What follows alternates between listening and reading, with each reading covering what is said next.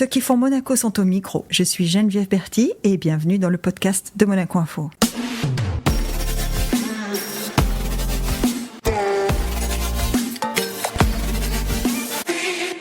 Notre invitée du jour est une femme qui sait se challenger.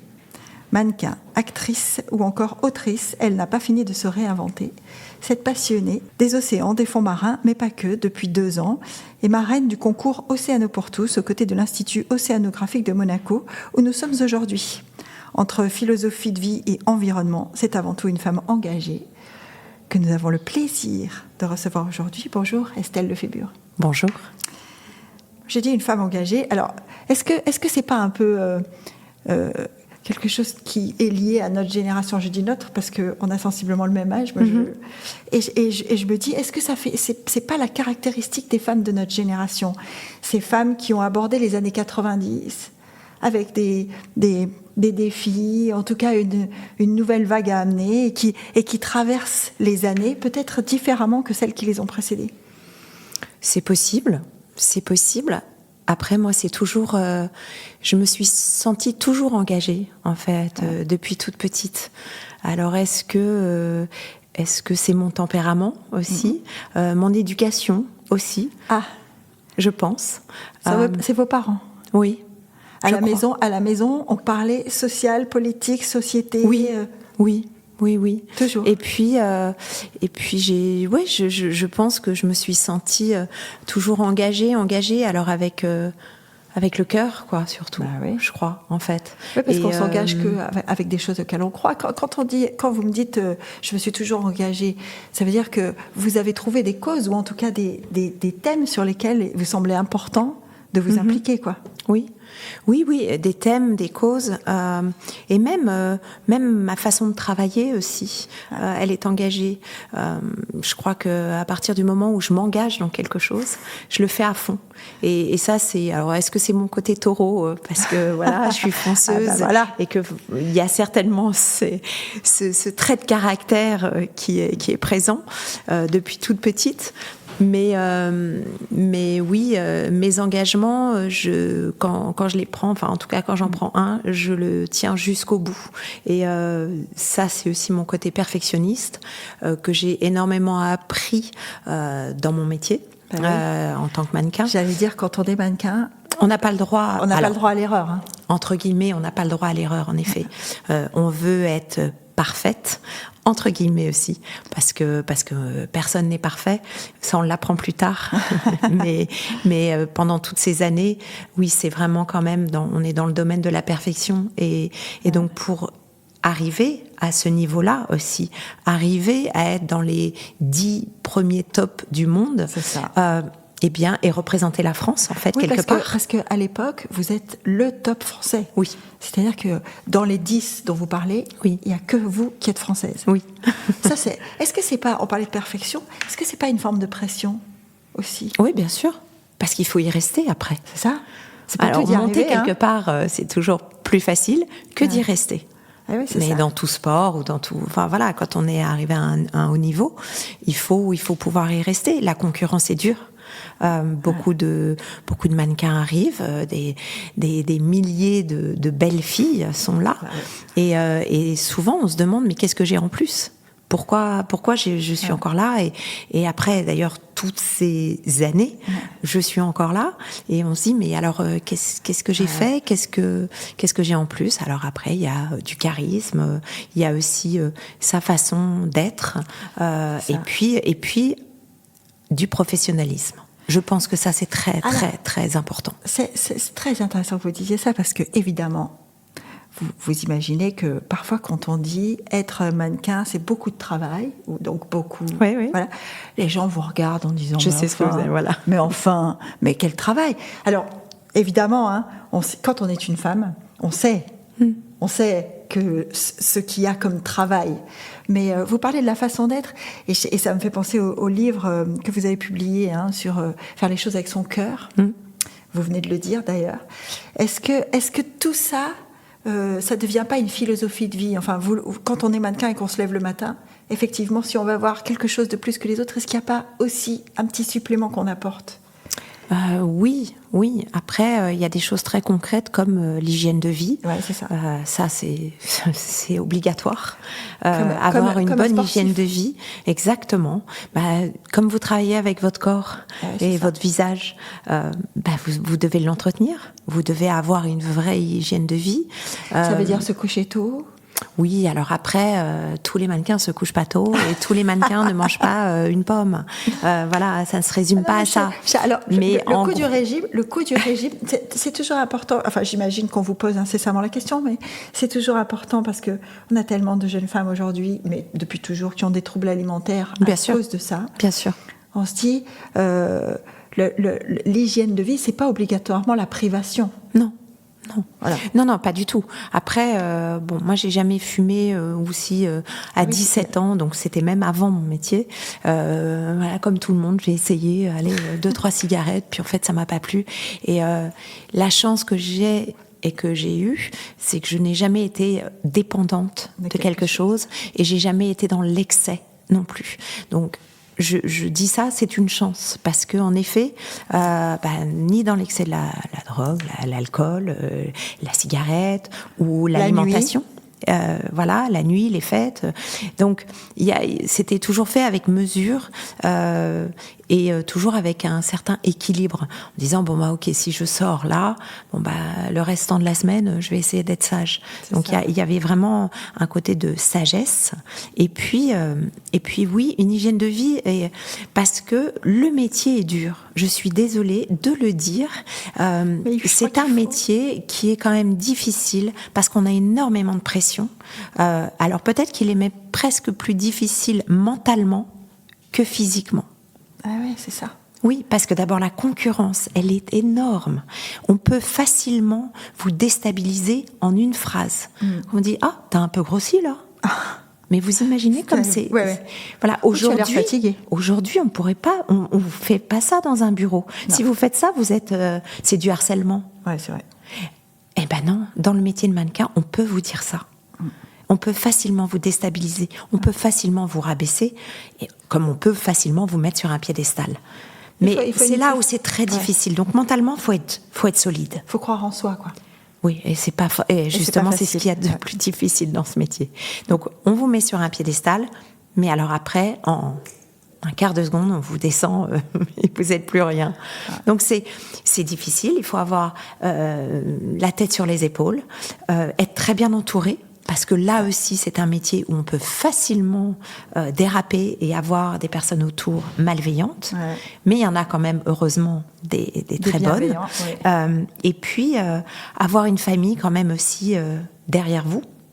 Parce que ça, je crois que les racines sont très importantes. Moi, je sais que grâce à mes racines, à mes parents et à l'éducation encore, j'en reviens à ça, j'ai pu garder la tête sur les épaules, même si je sais qu'il y a eu un petit moment, j'ai pu avoir un peu la grosse tête parce que c'est. Mais c'est quelque chose quand même. Enfin, moi, c'est très compliqué quand même. Je vous le redis, quand on arrive, alors c'est le cliché tout en haut de l'affiche, mais qu'on voit son visage, son corps, sa silhouette, ou les photos qu'on a faites la semaine dernière, qu'on les voit sur tous les bus de la ville, voilà, il doit y avoir un moment où c'est, alors. Difficile, je sais pas, mais ça doit créer quelque chose au fond de soi quand même. C'est un métier d'apparence en plus, donc quand en plus la photo est belle, parce que toutes vos photos sont magnifiques. Merci. Si. Et donc du coup, on se dit comment on gère ça, surtout quand on est jeune. On se dit ma tête est partout, quoi. Oui. J'ai une image là qui me revient. J'arrivais d'Orly et j'arrive sur le périphérique et je me vois en 4x3 sur donc les grands billboards, vraiment le côté en dîme, pour dîme, avec le soutien-gorge quand même. Et là, vous regardez autour et vous dites mais les gens ils voient la même chose que moi. Et là, ça fait quand même un gros coup. C'est impressionnant. Et voilà, et après aux États-Unis, j'ai une année, en 87, je m'en souviendrai toute ma vie, j'ai fait 7 couvertures, 7 sur 12, si on calcule bien, de Vogue américain. Ah ouais. Bon, voilà, à partir de ce moment-là, c'est là où on peut se dire, je peux péter un peu un plomb. Mais parce que on vous paye le Concorde pour faire l'aller-retour, pour vite travailler une journée à New York, revenir à Paris. Enfin, la vie est dingue. Et c'est tout la difficulté, c'est de se dire attention, ça peut être éphémère. Attention, ce n'est pas. Il faut faire attention.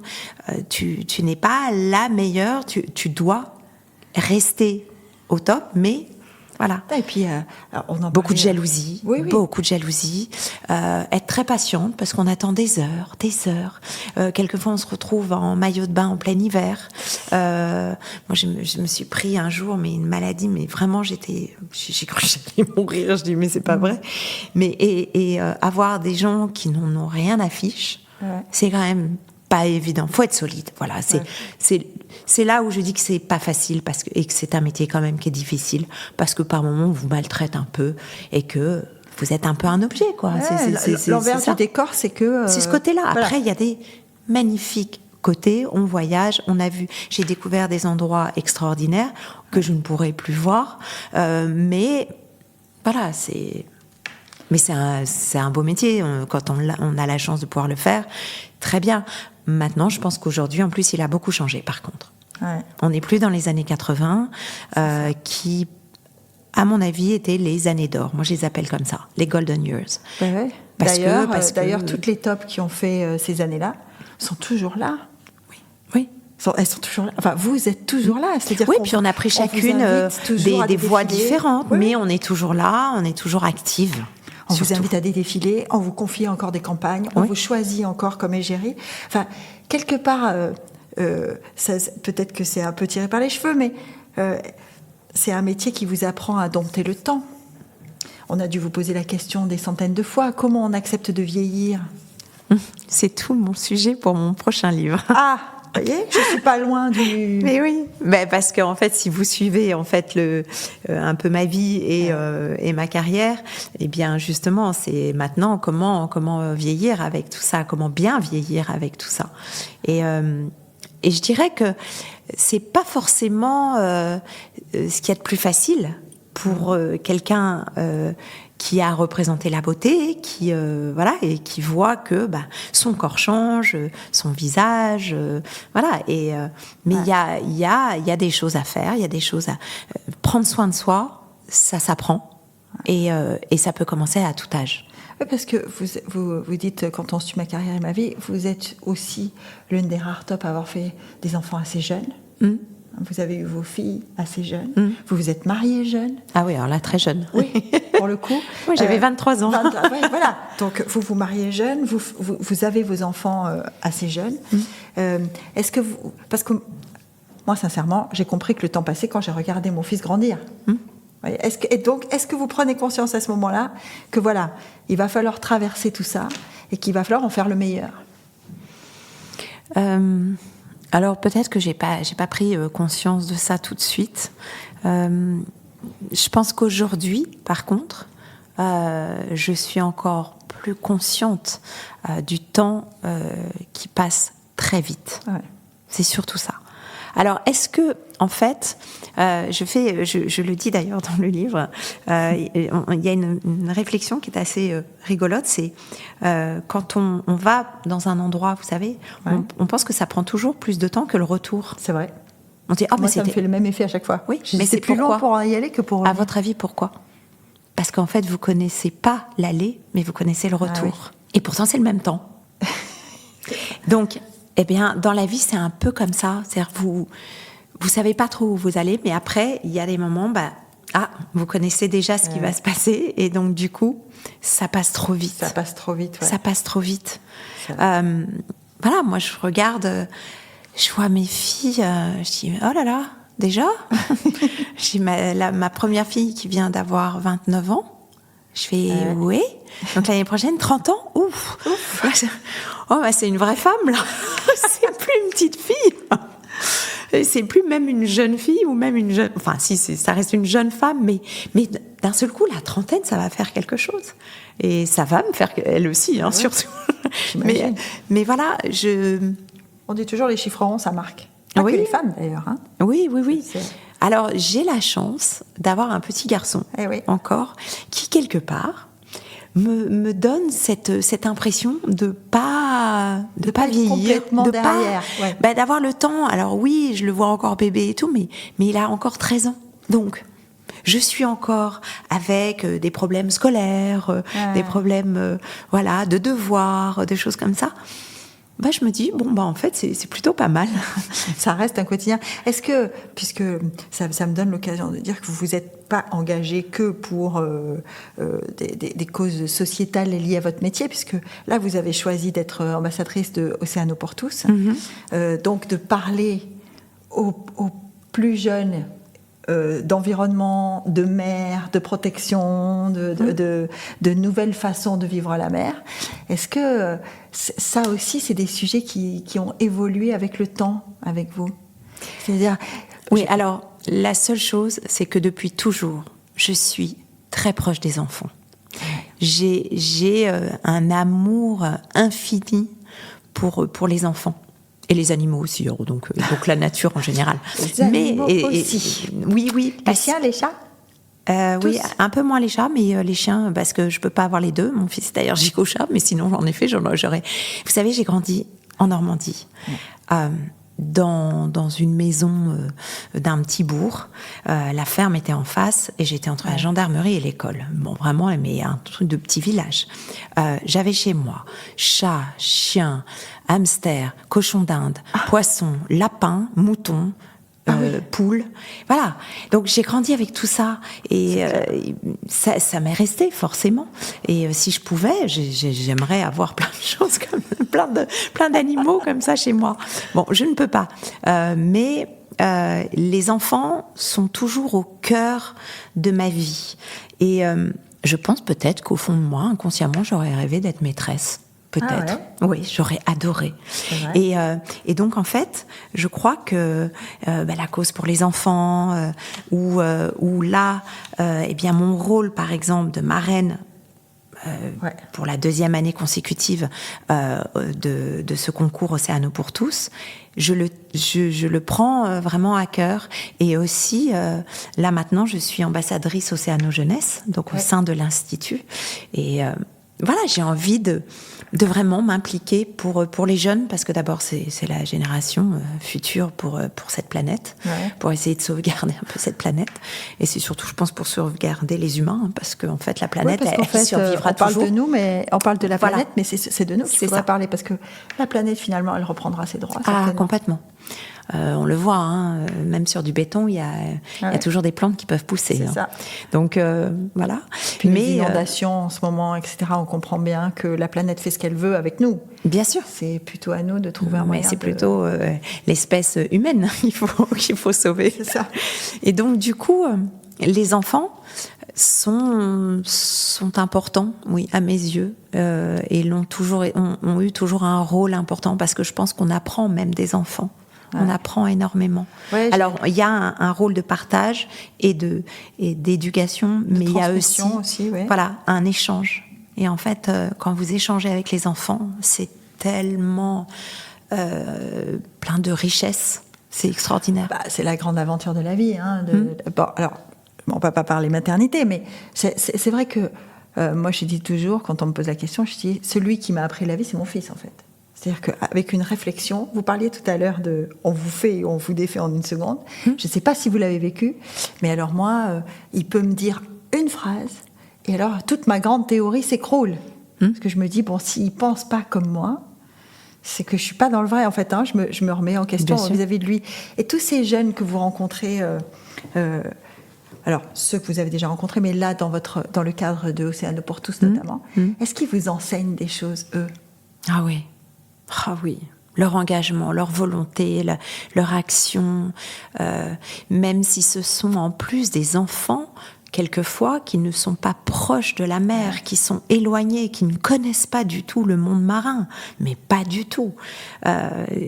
C'est incroyable ce qu'ils ont envie de faire, ce qu'ils produisent, et la volonté d'essayer de réussir un projet autour de la mer, autour des océans, qui est quand même quelque chose qu'ils ne connaissent pas. Ouais, c'est ça. Et donc, oui, j'en apprends.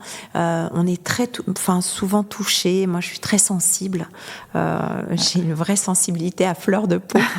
Donc, j'ai dû voir, puisque en étant marraine, j'ai visionné bien sûr toutes les vidéos et tous les projets des 43 classes.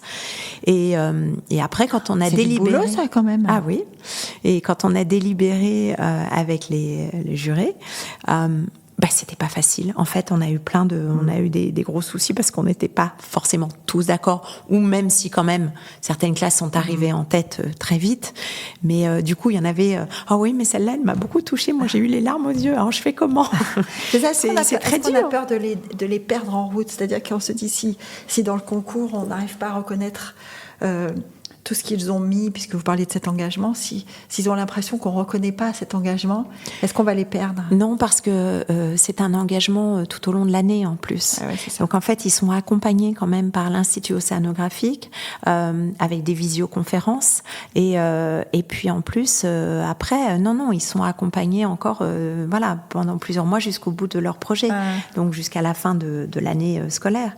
Donc, et en fait, on aura planté la graine dans toute cette. Exactement, c'est ce que j'allais vous dire. C'est qu'une fois qu'on a commencé à leur parler de ça et de voir l'intérêt qu'ils portent derrière, on a vu des classes qui faisaient la transmission sur des classes, juste par exemple une classe de 6e, aller transmettre pour la classe de 6e de l'année prochaine.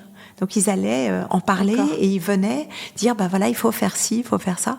Donc c'est assez sympa parce que en fait on se dit que on a planté la graine, 2, peut-être que 1 ou 2 élèves va peut-être sortir avec l'idée d'un métier autour de l'océan. Ouais. Pourquoi pas, puisqu'ils vont découvrir des choses différentes, des métiers différents. Et donc on se dit oui, c'est important, quoi qu'il en soit. On se sent utile, quoi. C'est ça que vous me dites.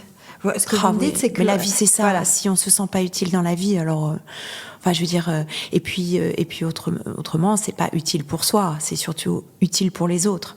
Moi, je peux pas imaginer juste de faire des choses pour me sentir bien. Non, c'est parce que je veux que les autres se sentent bien. Les livres, c'est pareil, en fait. Oui, c'est un vrai partage. En fait, je pense que la vie, ce n'est que de l'amour et du partage. S'il y a pas ça, c'est très ennuyant, et puis on grandit pas. Et je pense que moi je dis toujours, jusqu'au dernier souffle de ma vie, je veux grandir. C'est pour ça que vous, très vite, parce que vous êtes mannequin, et très vite, alors, pardonnez-moi l'expression, mais vous essayez à autre chose, parce que vous faites de la télé, vous faites, vous allez explorer autre chose. Est-ce que c'est ça? C'est un appétit? Une appétence, un appétit, je sais pas. Oui, c'est essayer d'aller encore un peu plus loin, de m'investir plus profondément, parce que après, en tant que mannequin, je pensais que j'avais quand même fait des belles années, voilà. Quand même. Oui, donc en fait vous en avez, pardon, c'est la question, mais vous en avez bien vécu financièrement? Oui, parce que ça compte aussi quand on cherche des pistes dans sa vie. Le niveau de vie qu'on arrive à obtenir grâce à son travail, ça compte aussi dans ses choix, je pense, non? Oui, mais c'est surtout, je pense que c'était plutôt de se remettre en question aussi, de se dire que je suis capable de faire autre chose, que moi c'est toujours ça, en fait, je suis capable d'aller un peu plus loin, de parler, parce qu'en fait la télé, il faut parler. Donc il y avait aussi ce moment d'avoir la parole et de pouvoir aussi passer un moment de partage avec d'autres artistes, puisque c'était ça en fait l'idée de mon émission. Mais je dirais même avant ça, il y avait eu quand même l'appel du cinéma, où j'avais fait les essais de Cyrano de Bergerac, après j'avais fait des essais avec Nicole Garcia, et ça date, vous imaginez Cyrano de Bergerac, c'est il y a très longtemps quand même. Il y a très longtemps. C'était en même temps que votre carrière de mannequin. C'était pas après. Voilà, non, c'est ça. Mais c'était avant la télé. C'était avant la télé. Ah oui, ça c'est sûr. Et j'avais vraiment envie de le faire. J'avais envie de partir sur cette voie-là. Et puis, ça s'est pas passé parce que je pense que les producteurs se sont dit « Oula, mais elle est toute jeune !» Donc, on va prendre Anne Brochet qui était en concurrence avec moi. J'avais fait quand même 1 mois et demi de cours d'art dramatique juste pour ces essais. Juste pour les essais. Voilà, en costume et tout. Parce que là aussi, c'est du travail. Hein. Oui, bien sûr, c'est du travail aussi. Mais après, j'ai eu la chance de pouvoir tourner différents films, de faire 2 pièces de théâtre. Et ça, c'est fabuleux aussi. Le théâtre, moi, je vous ai vu en scène. Hein. Oui. Oui. Ah bon? Oui, bien sûr. Ici? Oui, ici. Ah, d'accord. Et je me souviens avoir eu cette réflexion en me disant, il faut quand même avoir du cran. Je vous confirme. Mais oui.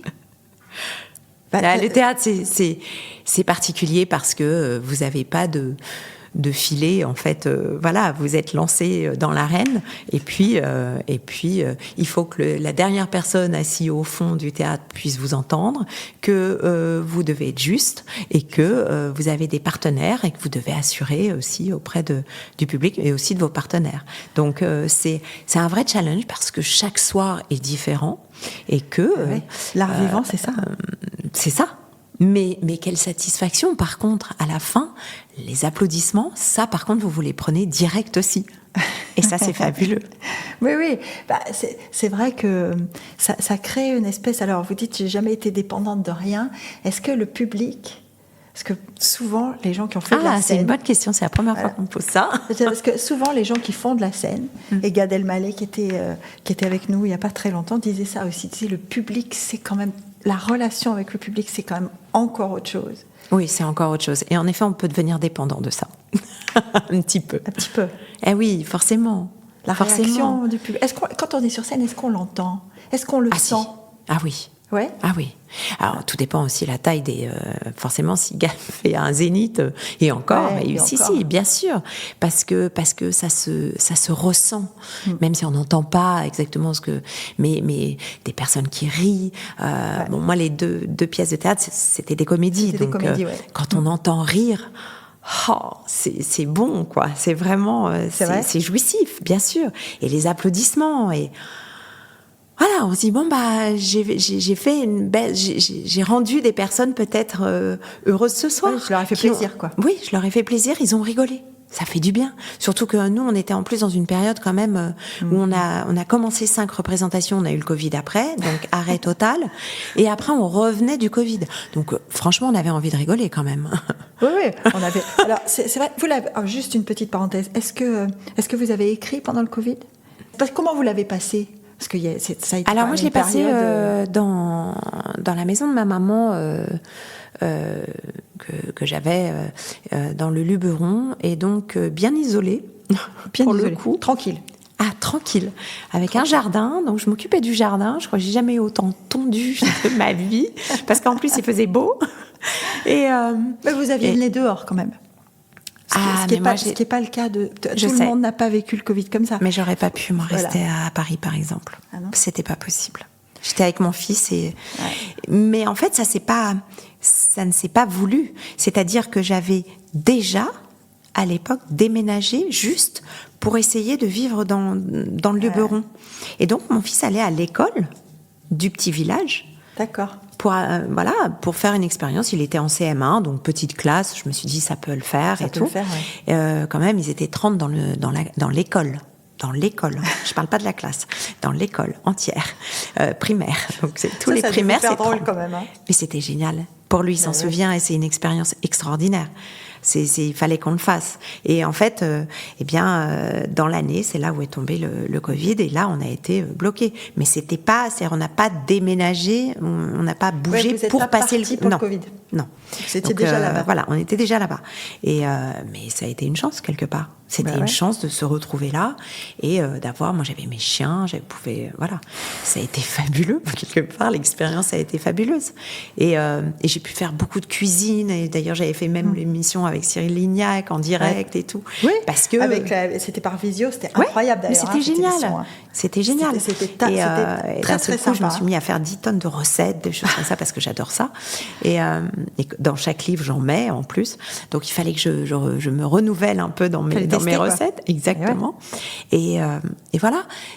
Donc, oui, j'ai toujours besoin de renouvellement, en fait. Ben oui, alors, je vous cache pas que effectivement, du coup, quand on dit Estelle Lefébure, marraine d'Océano pour tous, on est un peu surpris. On se dit, qu'est-ce qui l'a amené jusqu'à Monaco?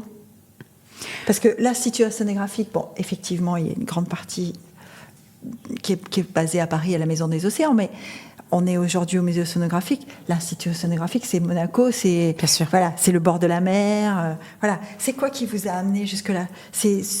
C'est les aléas de votre carrière, c'est des choix personnels, Alors, tout d'abord, vous avez vécu ici, j'ai habité ici il y a quelques années. Ouais.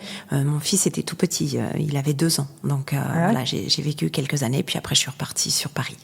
Et en fait, c'est ça, vous avez vécu Monaco, c'est pas un endroit où vous êtes inconnu. Voilà. Non, j'ai vraiment, et j'ai gardé encore des amis ici.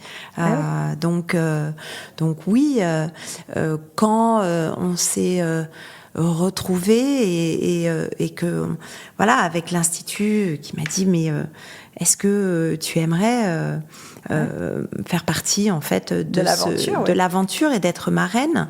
C'est vrai qu'en 2019 j'ai créé aussi l'association Spero Mare. On a cofondé avec Géraldine Parodi cette association. Je pense que voilà, c'est un lien aussi qui a fait que l'Institut s'est dit voilà. Ouais, vous êtes arrivé dans les radars, ouais. Oui, on s'est retrouvés aussi à Brest lors d'un congrès et je pense qu'à partir de ce moment-là, comme j'avais quand même toute cette vision autour de la mer, je pense qu'ils se sont dit on peut peut-être lui proposer de s'investir un petit peu, et pour le coup je me suis énormément investie parce que, encore une fois, mes engagements, je vais jusqu'au bout. Fond. Parce que, est-ce que vous êtes consciente mais je pense que oui, mais je vous pose quand même la question, quand on vous propose une alliance comme ça, est-ce que vous êtes consciente que votre image, la personne que vous êtes, la personne connue que vous êtes, est-ce que vous êtes consciente que cette image-là va apporter quelque chose de plus au projet, en plus de votre engagement ? Non, ça je sais pas. Par contre, je tiens à dire quand même que quand on vous propose d'être la marraine de Océano pour tous au sein de l'Institut océanographique de Monaco, ça se refuse pas. Ça claque. Quand même. Ça claque. C'est plutôt moi qui dis là, je suis très honorée quand même, je suis très fière. Et puis, au bout de 2 ans, on vous met ambassadrice Océano Jeunesse, donc pour l'Institut, avec d'autres projets futurs autour de la jeunesse, bien sûr. Non, ça se refuse pas. Ça se refuse pas ? Non. Est-ce qu'on est impressionné ? Parce que, alors moi, l'Institut océanographique, le musée océanographique, c'est toujours un endroit qui m'a beaucoup impressionnée. Oui. D'abord parce que je me dis, la somme de travaux, de découvertes, d'expériences, de temps passé pour arriver... De recherche. Voilà, ça m'impressionne toujours beaucoup.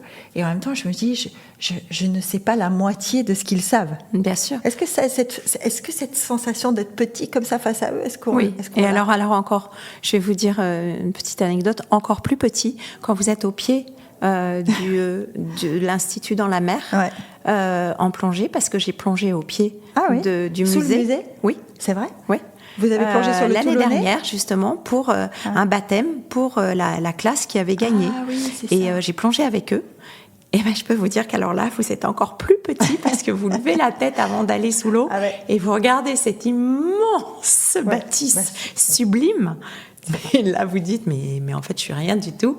Et puis, toute cette bâtisse, tout ce qui se passe dedans, tous ces scientifiques, toutes ces personnes qui travaillent et qui font des choses merveilleuses pour essayer de faire avancer, en tout cas, les connaissances de la mer, parce qu'on est loin de savoir tout ce qui se passe dans l'eau. C'est vrai, parce que de l'extérieur, parfois, on se dit, c'est une vieille maison. C'est un peu, voilà, tout ça est un peu dans son jus. Regardez toutes ces choses merveilleuses qu'on a dans les vitrines. Il y a des choses qui sont anciennes, mais alors... Depuis, qu'est-ce qu'on a pu apprendre Et c'est ça, c'est de pouvoir découvrir. Il y a encore des milliers d'espèces qu'on ne connaît pas sous l'eau. Est-ce que vous en parlez à votre fils de ça? Ah oui, il est vraiment très au courant, de tout ce que je fais, de Sperromarée, là, la petite... il plonge aussi. Ah, ça y est, il a le niveau 1. Ça y est. Donc, je suis très, très, très contente. Ah. Et surtout, non, là, il devait faire un petit stage de 3 jours pour l'école. Et du coup, je lui dis, écoute, je te prends alors, et puis on va aller le faire au sein de l'association. Ah. Donc, non, je crois qu'il est sympa, très ça. conscient aussi de ce qui se passe, du changement climatique, enfin voilà, il s'aperçoit comme tous les enfants. Il est au cœur des générations concernées, en fait. Bien sûr. Quand on a 13 ans aujourd'hui, qu'on regarde le futur, on se dit qu'on espère que nos parents et nos grands-parents, enfin ceux qui sont avant nous, vont faire un petit quelque chose pour nous aider, quoi. Et lors de ces 3 jours, il a rencontré des naturalistes et il s'est dit, c'est pas mal comme métier, ça. Ah oui? Oui, parce que différentes personnes, en plus, il y en avait à peu près une dizaine, et il a pu les interviewer chacun. Et chacun venait, une c'était une vétérinaire, après l'autre un océanographe. Donc il y avait vraiment un peu différentes personnes. Et il s'est dit, mais c'est quand même pas mal, ça. Ah! Parce que voilà, on œuvre pour la planète, on voyage. Ce sont des jeunes, en plus, c'était que des jeunes de différents pays d'ailleurs. Et du coup, pourquoi pas? Voilà, moi je serais ravie, mais après, voilà, son choix, je veux pas le pousser non plus. Mais par contre, il est important qu'il soit sensibilisé à ce que l'océan nous apporte, parce que c'est la vie. Parce que c'est le 3e. Oui. Vous avez 2 filles avant. Est-ce que vous avez été une maman exigeante? Parce que vous dites, c'est important qu'ils soient sensibilisés. Est-ce qu'il y a eu comme ça des cadres, des choses que vous avez mises ou pas? Je rigole parce que ça serait à eux qu'il faudrait demander et je pense qu'ils vont vous répondre oui. Maman, elle était sévère. C'est vrai? J'ai cru comprendre ça à mon anniversaire, j'ai entendu 2-3 trucs. Non, oui, je suis une maman assez exigeante, oui. Ouais, c'est vrai. Ouais. Alors, est-ce que c'est de par mon éducation, ou moi aussi, mes parents étaient assez exigeants, un peu plus ma mère que mon père d'ailleurs. Ouais. Vous n'aviez pas le droit à faire pas bien, c'est ça? Quand on dit exigeant, c'est quoi? Pas tant que ça. Non, c'est qu'il y avait des limites. Il y avait vraiment des limites. Il y avait des horaires, et il y avait des choses à faire, d'autres à ne pas faire. Les devoirs, c'était important. Il n'y avait pas un laxisme. Voilà, c'était quand même... c'était exigeant... être sérieuse, voilà, je pense prendre au sérieux aussi les choses. En fait. Mais en même temps, regardez, je pense que c'est important. Ça m'a servi dans ma vie, dans ma carrière. Et je crois que si j'étais aussi exigeante avec moi-même, c'est parce que j'ai eu ça aussi quand j'étais plus petite. Et je me dis, j'espère, mais l'effet d'être quand même avec des limites, d'être assez exigeante avec soi, je crois qu'après, ça donne des personnes qui respectent, parce qu'en fait, il y avait un vrai respect chez nous. J'avais pas le droit de mal parler, j'avais pas le droit, ça c'est sûr. Et à la maison, c'est comme ça aussi. Mais mes filles, moi, je les entends pas dire un gros mot, elles détestent ça. Et mon fils, j'avoue, pour un garçon de 13 ans, je suis super fière parce qu'il dit pas. Alors, en tout cas, pas à la maison. Après, en dehors, j'imagine que c'est autre chose, mais ça me regarde pas. Moi, ce que je veux, c'est à la maison. Il y a un certain respect.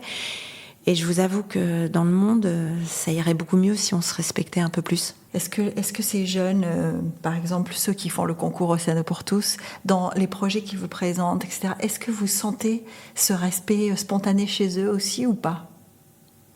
Alors, respect envers la nature? Envers la nature, envers le monde qui les entoure. Parce que...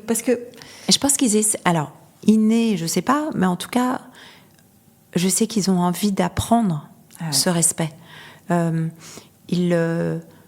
peut pas le savoir vraiment comme ça, à moins d'avoir eu la chance de vivre.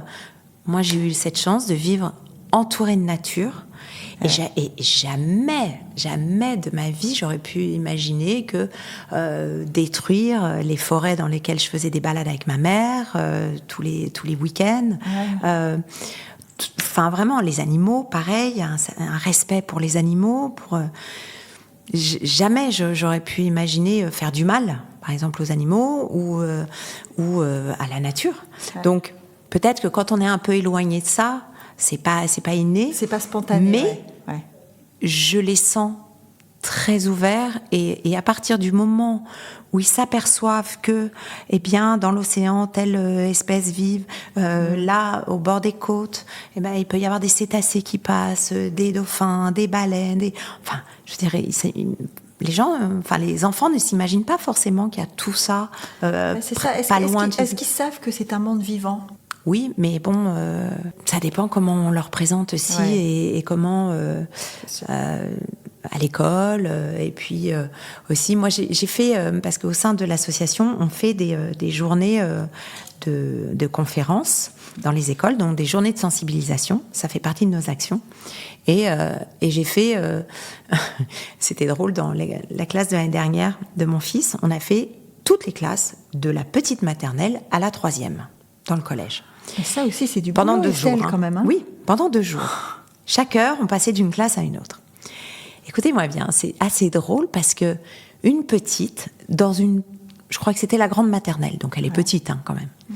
Et alors, elles étaient assises là, comme ça. Puis alors, on fait aujourd'hui, on va vous parler du plus grand cétacé, du plus grand mammifère. Alors, parce qu'on emploie des mots et des choses extraordinaires pour que ça devienne la baleine bleue. Et là, la petite, elle fait « Oh, c'est méchant !» Et là, on se regarde et on dit « Mais non, pas du tout. Mais non, justement, on va vous présenter, c'est tellement gentil. »« Ah non, c'est méchant, c'est méchant. » Et en fait, pendant toute la conférence, elle a dit que c'était méchant parce qu'elle avait vu un dessin animé, qu'elle avait vu aussi, et ce qu'on lui avait dit, que ça mangeait les hommes, que ça mangeait Moby Dick, enfin il y a tout ça. Hein. Et encore, c'est même Pinocchio, c'est tout bête. Hein. Mais en fait, quelquefois, les enfants ont des images néfastes, ou en tout cas négatives. Et donc, on avait réussi, parce que le lendemain, quand on était venu pour d'autres classes, je la croise un moment dans la cour, je la regarde et je fais « La baleine, elle est ?» Elle me regarde et fait « Gentille !» avec un grand sourire. Et elle était contente, parce qu'elle avait appris quelque chose. Elle avait dit « Ah mais non, en fait, elle est gentille. » Et on lui dit, tu sais, elle ne mange que des petites crevettes qui s'appellent du krill. Et voilà. Mais jamais elle mangerait un homme.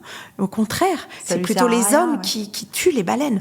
Oh, alors là, on avait changé l'image. Et je pense que c'est ça. C'est-à-dire qu'avec les enfants, il faut leur apprendre, leur montrer la beauté de ce monde marin. Et ils changent totalement la vision de cet inconnu, mais c'est normal quand on ne connaît pas. C'est vrai aussi, je vous écoute et je me dis, en fait, il y a un gros travail de sensibilisation. Bon, vous dites, on a créé Espero Mare, elle a combien maintenant cette association? 3 ans? En 2019. Oui, 3 ans. Bon, après, on a eu le Covid. Il y a eu le Covid au milieu. Donc c'était génial. Alors, on va dire 5 moins 2, ça fait 3. Voilà. Bon, elle a 3 ans. Est-ce que par rapport au moment où vous l'avez créée à aujourd'hui, vous avez déjà constaté une avancée? Alors, pas que grâce à Espero Mare, mais vous, qui êtes au contact en faisant cette sensibilisation, est-ce que vous voyez qu'on avance sur le chemin ou pas? Je vais dire oui, parce que quand même, ça serait très négatif de dire non. Et puis en plus, il faut rester positif. Il faut rester positif. Il y a des solutions. Il y a des possibilités de changer la consommation, changer la consommation aussi bien en alimentation, mais aussi même en fashion, en mode, la façon dont on la utilise fast fashion. Ça, non, mais ça devrait être interdit. Mais bon, après, voilà, moi, je vais pas commencer à... Mais ça, je suis contre. Ça, c'est pas possible. Mais vous savez que le rapport entre l'équilibre économique et l'équilibre environnemental, c'est un rapport diabolique. C'est-à-dire que tant qu'on pourra gagner de l'argent d'une certaine manière, on aura du mal à abandonner cette manière, que ce soit la fast fashion ou autre chose.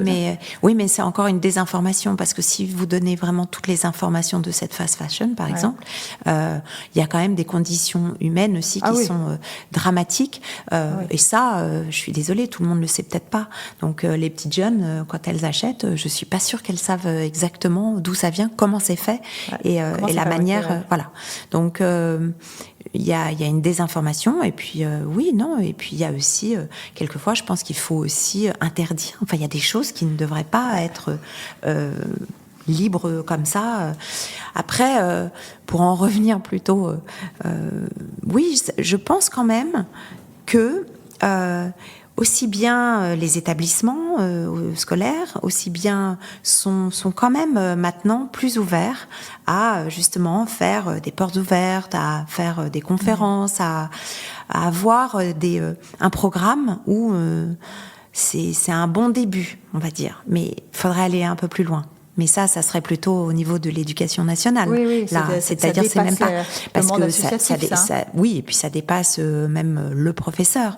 Ça dépasse. Là, il faut aller plus loin et se dire que ça devrait être obligatoire. Le mettre dans les programmes. Oui. Exactement. On devrait mettre dans le programme un programme sur l'océan, sur la préservation du monde marin, sur la Terre. Alors, pas simplement de savoir comment le volcan, c'est... voilà. Je comprends. C'est important, je pense. Parlons de la réalité. Et surtout de l'alimentation aussi, parce que ça joue. C'est tout un cycle. C'est tout un... je veux dire, la pêche industrielle, tout ça. La consommation est très importante. Et je pense que l'avenir est là. C'est que si on arrive à éduquer sur la consommation, à parler de ça, peut-être que... Enfin, je sais pas, j'ai beaucoup d'espoir envers les consommateurs et de dire que ça change et qu'on va évoluer, que voilà, il faut rester sur des produits locaux et puis aussi de petits producteurs et aussi. On sent l'habitante du Luberon qui parle. Non, plus maintenant, malheureusement. Mais qui a eu à une époque autour d'elle de quoi faire son marché. Mais maintenant, il y en a quand même, hein, même dans les villes. Oui, c'est vrai. On arrive. Il faut juste arriver à taper sur Internet, à voir les choses qui sont à proximité et qui, alors bien sûr, c'est un peu plus contraignant parce que il y a des jours où on peut récolter, ça à tel endroit. Mais ça se fait. Moi, je le fais. À Paris, ça existe. On n'est plus dans l'insouciance, en fait. Ah, c'est pas possible. Voilà. Quand on a vécu le début des années 90, on se dit qu'il y avait une forme d'insouciance qui peut-être subsistait ou nous accompagnait ou. Alors, je dirais qu'en fait, on n'avait pas d'alarme. Voilà, c'est ça. Aussi présente qu'aujourd'hui. Aujourd'hui, on ne peut plus dire qu'on est ignorant sur ce qui se passe au niveau de la planète. Ouais. Ce n'est plus possible. Voilà, c'est au cœur de toutes les infos, de toutes, même sur Internet, enfin voilà, les réseaux sociaux. C'est dans les écoles, impossible. C'est partout. Voilà, c'est impossible. Et en effet, si on part un peu dans les années 80-90, on n'avait pas cette alarme des scientifiques. Alors, il y avait déjà, parce que j'ai revu des documentaires de 79, où vraiment les personnes alarmaient, des scientifiques alarmaient déjà. Mais voilà, c'était pris un peu comme des gens un peu pas farfelus, mais voilà, c'est un peu... C'était plus sporadique, c'était plus de temps en temps. C'était plus isolé, on va dire. Ouais. Là, maintenant, aujourd'hui, c'est plus possible. C'est vrai.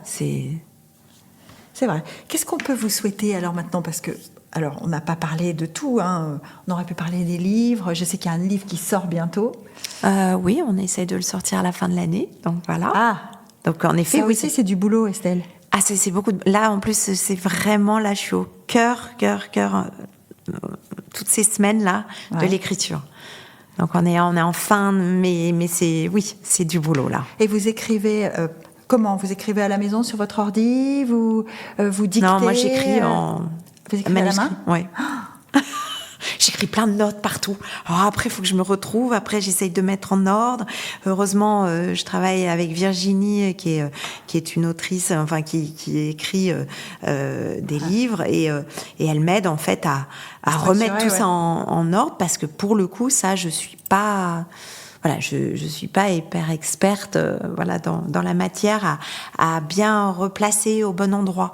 Mais alors par contre, vous savez ce que vous voulez dire en revanche. Ah oui, oulala. C'est-à-dire que quand vous commencez le livre, phrase, vous savez pourquoi vous le faites. Ah non, les phrases, ça pour le coup, parce que j'aime me documenter, j'aime lire d'autres livres, j'aime pour apprendre. En fait, c'est une espèce de soif d'apprendre.